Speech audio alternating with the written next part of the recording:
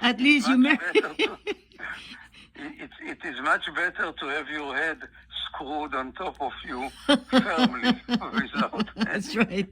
any loose screws. Yeah, that's unfortunate. Well, I think there is no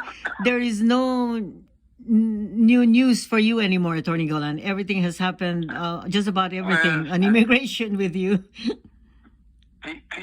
people never cease to amaze me. That's right. Yeah. By the way, a mother is concerned about her son who actually has a DACA card and is already working and is afraid that maybe one day they will just forget about DACA and his work visa will not be extended. What happens to DACA, Attorney Golan?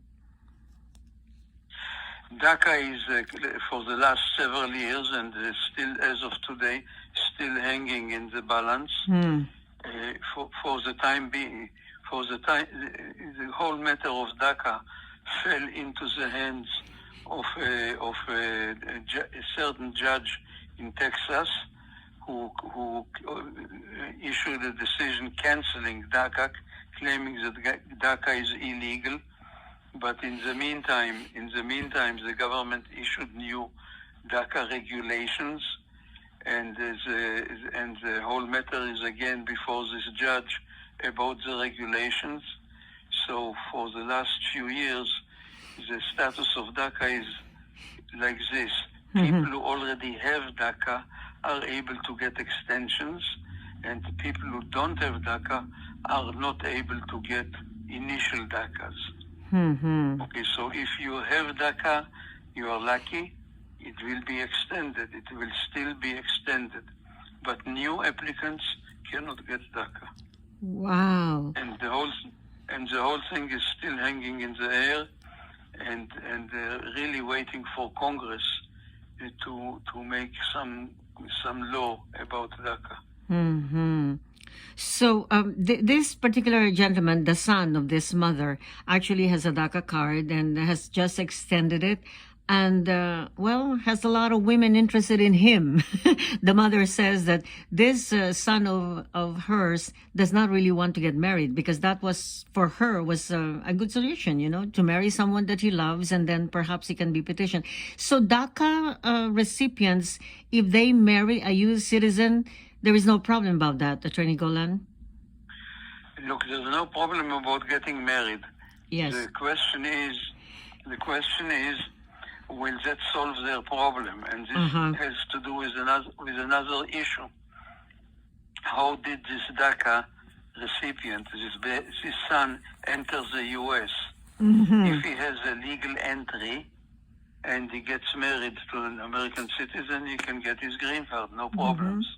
But if he did not have a legal entry, if he came into the United States illegally, then even if he marries an American citizen, it doesn't solve his problem. I see. There you are. So this mother who is seriously thinking about the situation of the son, better consult a lawyer. It's always best. 213-383-3222. Now, in terms of driver's licenses, Attorney Golan, one illegal, which term is a more appropriate, illegal or undocumented, by the way?